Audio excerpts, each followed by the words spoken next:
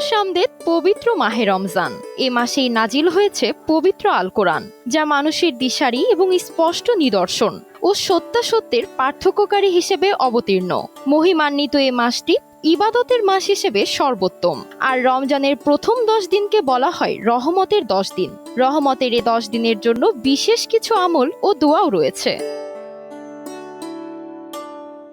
প্রথমেই 10 দিনে আল্লাহ বান্দার প্রতি রহমত নাজিল করেন। তাই তো এ মাসে কপটতা না করে, মানুষের দোষ ত্রুটি অন্বেষণ না করে বেশি বেশি নেক আমল করতে হবে। কখনোই পাপ কাজে লিপ্ত হওয়া যাবে না। তবে এ মাসে বিশেষভাবে পাপ কাজ থেকে বিরত থাকা এবং নেক কাজে নিয়োজিত থাকতে হবে। রমজানের রহমতের 10 দিনে আল্লাহর অনুগ্রহ পেতে রোজাদারের করণীয়গুলো হলো: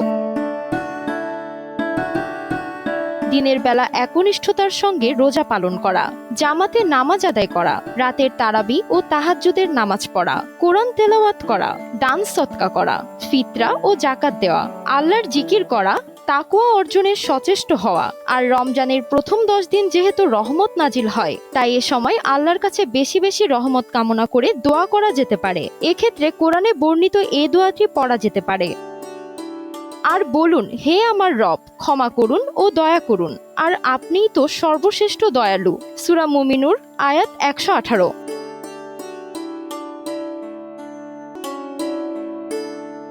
অথবা এই দোয়াটিও পড়া যেতে পারে: অর্থ, হে আমার প্রতিপালক, আপনি আপনার পক্ষ থেকে আমাদের অনুগ্রহ দান করুন এবং আমাদের জন্য আমাদের কাজকর্ম সঠিকভাবে পরিচালনার ব্যবস্থা করুন। সূরা কাহফ আয়াত 10।